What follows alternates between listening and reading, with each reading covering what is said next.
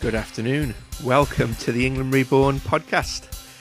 How are you all today? We've got another sunny day here in England, at least where I live anyway, in the Midlands. It's looking good out there. Shame we can't go out and congregate in numbers, isn't it? Unfortunately. What is wrong with people? I mean, you've probably seen the reports. The reports from Snowdonia. Apparently, I think on Saturday they had their busiest day on record. Now, is it that people are thinking, okay, well, we can go out and get some fresh air, get some exercise. Maybe most people will be self-isolating or staying at home. We'll be okay if we go out, we'll go up the mountainside. Yeah, people everywhere. People everywhere in parks, in London. There were pictures from Dudley showing Dudley Tesco. Now, people were standing in a massive crowd. First thing in the morning, at the time that was reserved for NHS staff, they were standing in a massive crowd waiting to get in. What are you doing? Beaches are full. Skegness. I mean, people, this is not a public holiday. Strolling around beaches in your thousands. Going up Snowdonia, infecting each other. That's what's happening here, and you will only realise when you go home and you give it to a vulnerable friend or relative, and in around 2 weeks' time, they're very ill with it. And that's the worry here. We need to flatten that curve. Now, if you want a summer, if you want this out the way before summer, then you do need to practice social distancing. It's not difficult. There have been some brilliant pieces on Facebook coming out of Cornwall. Basically, the Cornish and the people who live down there saying, stay away. Keep away, do not come on holiday. Now, this is something that the government have also now put out. The advice is simple. It's literally stay at your main home. Do not travel unless it is essential. Essential travel does not include visits to second homes, campsites, caravan parks or similar, whether for isolation purposes or holidays. People should remain in their primary residence. Not taking these steps puts additional pressure on communities and services that are already at risk.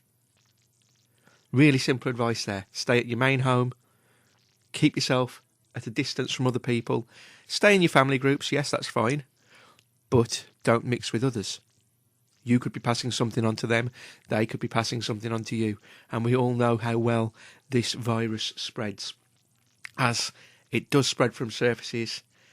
And latest information tells us it can spread through aerosol, which is essentially very tiny droplets. If you cough or sneeze or somebody does, it can hang in the air, especially in an enclosed place, for up to 3 hours. Think about that for a moment. That's one for people who travel on public transport. Have a little think about that. Yes, as mentioned, people in Cornwall are saying, stay away. We can't blame them, really. You can't, can you? They haven't got much in the way of big hospitals able to cope down there, and they do have people with COVID-19 already in hospital. The beds are taken. There aren't enough ventilators, as well as the Facebook groups. The Guardian has reported on this as well.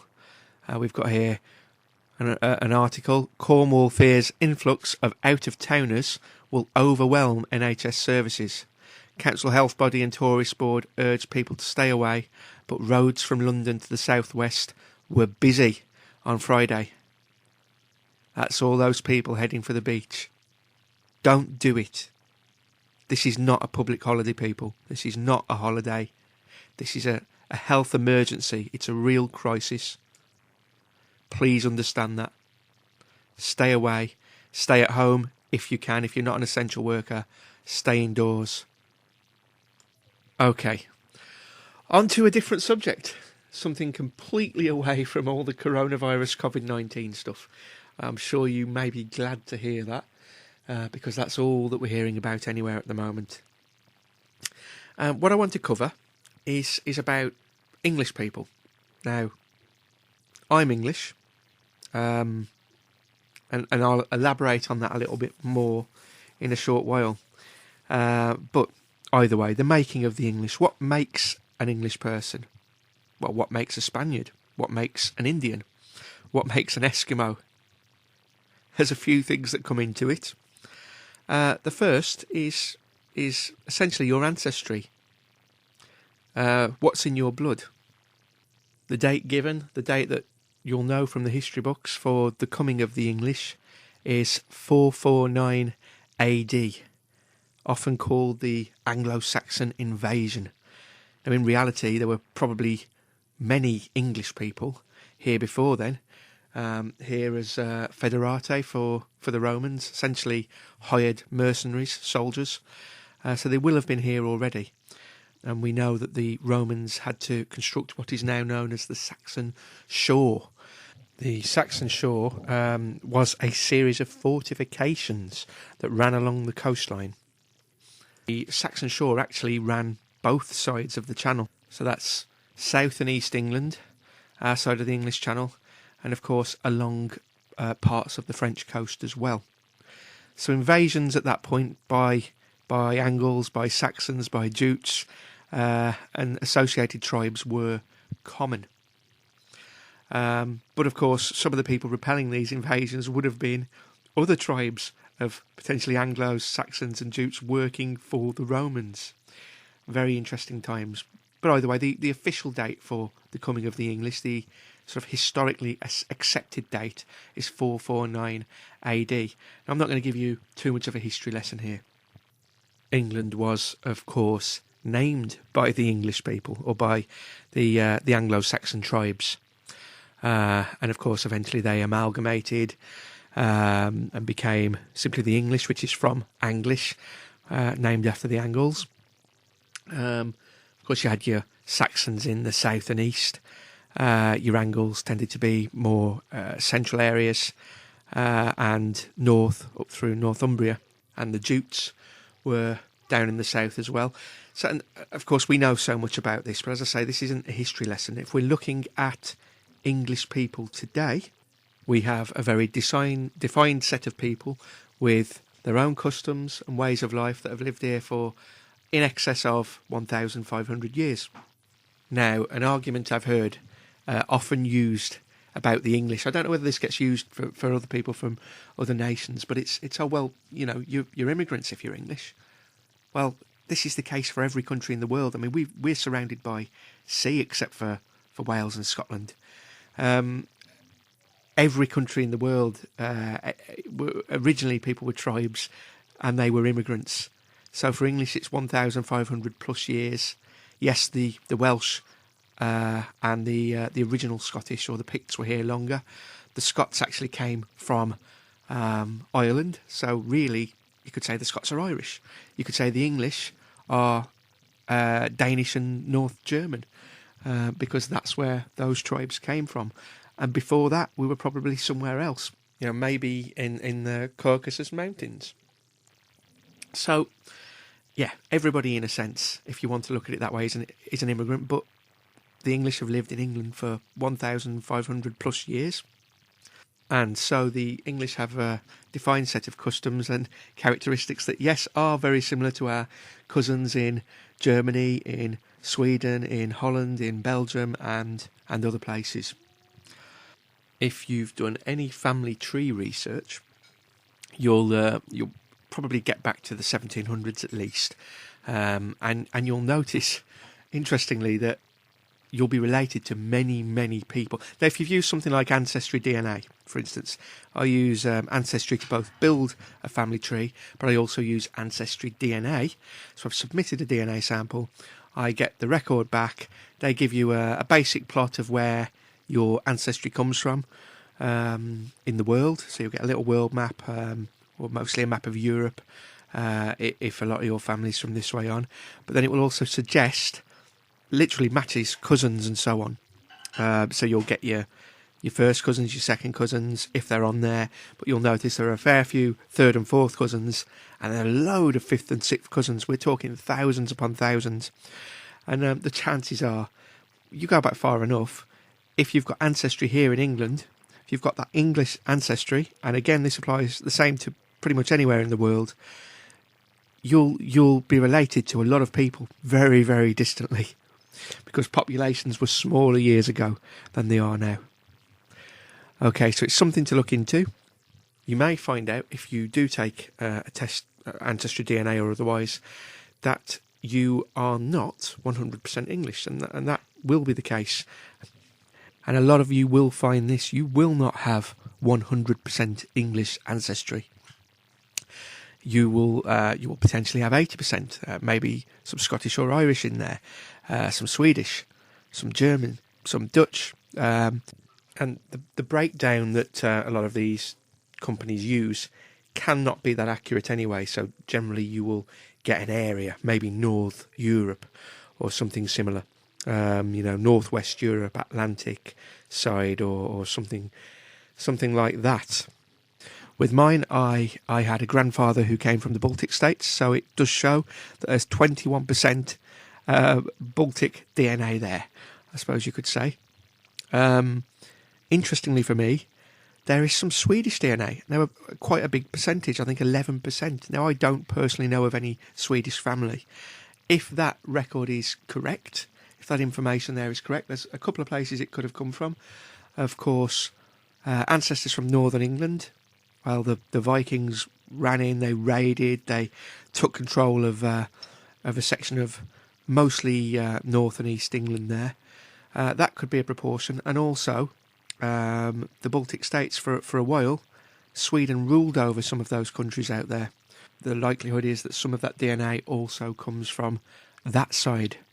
And then, of course, I've also got little pieces of DNA from elsewhere. You're talking very small percentages from all over. I think there's a 1% piece from Iran, apparently, which I find slightly interesting. But to be honest, when you hit those really small pieces of DNA, the accuracy isn't necessarily as high as it should be. So what that probably means is 1% DNA from maybe somewhere in the region of ancient Persia, something along those lines. It's interesting stuff. I would recommend, if you haven't done it and you're not afraid of the state having a record of your DNA, because who knows what they'll do with that, right? But seriously, I would recommend, if you haven't done it already, get a test, because if you get a test through Ancestry, through 23andMe, through any of these DNA testing companies, you can export your DNA afterwards and take them to other websites. For instance, there's a brilliant website called GEDmatch, let's bring it up here, gedmatch.com, gedmatch.com. Absolutely brilliant. You put your DNA in, and people who've had their DNA tested with other companies also put their DNA in, and it gives you links to all of these other people, your family. You can analyse your sort of extensive family on there. Again, we're talking third, fourth, fifth, sixth cousins and so on. And also it will give you different scientific breakdowns of your DNA, which is usually a lot more accurate than the stuff that some of the big companies are putting out. So that's certainly worth looking at. Now, I can just tell you a little bit about mine, because I found it very interesting when I put my DNA into GEDmatch. I used a tool called Eurogene's EU Test version 2 K15. And what that does is shows you the similarity that you have with the average of other various countries. So it will give you your basic breakdown, into areas: North Sea, Atlantic, Baltic, Eastern Euro, Western Mediterranean, Western Asian, Eastern Mediterranean, Red Sea, South Asian, Southeast Asian, Siberian, Amerindian, Oceanian, Northeast African and Sub-Saharan. So you'll get that lovely breakdown, and then you can work out, this map appears, and it gives you percentages or numbers in different countries, and you can judge your similarity, your DNA similarity to people in those countries. So for instance, for England, I've got a number of 80. I've actually also got a number of 80 for Wales. For Scotland, I've got another 80 and a 77 for Northern Scotland, a 75 and a 78 for Ireland. Okay. Interestingly, though, higher than the English percentages. I've got 85 for Denmark, 87 for Northern Germany, 82 for Sweden, 85 for Norway. So as far as my DNA, my makeup, I am most similar to populations in Denmark and Northern Germany, and to a similar degree Sweden. Might explain why on a trip to Hamburg a few years ago, people kept stopping me and asking me directions in German. So, yeah, maybe not, I don't know, but these are the things to look at. So if you do a DNA test and you haven't already done it, export that data, put it in on gedmatch.com, and you'll get some really interesting maps and charts and so on, which give you a nice little breakdown of where your ancestry comes from. Out of interest, looking at this chart, the biggest chunk of my ancestry is Atlantic and North Sea, followed by Baltic and a little Eastern Euro, and then it breaks down a little further from there. Either way, have a little look. Really, really interesting stuff. If you do take a DNA test, I will be putting a link to Ancestry on my YouTube account, so you can click on that, go through, get yourself a DNA testing kit, and see what you get. Now, don't be surprised if you are not 100% British Isles or English. The breakdown on a lot of these DNA company websites does not yet go into that sort of detail, but remember, once you've got your DNA data, you can export it. That's yours to use as you will, and as time goes on, more and more sophisticated ways of analysing that DNA are coming to the forefront. One brilliant thing you can do with GEDmatch is take your DNA, input it into GEDmatch, and then match it to certain historical figures where they have DNA. So you can actually see how similar you are to maybe Cheddar Man or some ancient king that they've managed to extract DNA from, or something along those lines anyway, but it's worth looking at. Okay, I'm going to say goodbye for now. Please subscribe to the channel. As I say, this is brand new. These podcasts are new. I will be putting more out as time goes on. So hit that subscribe button if you're using YouTube. Ignore that if you're not on YouTube. No, actually, go to YouTube and subscribe anyway. but yeah. And thank you. I'll get another podcast out soon.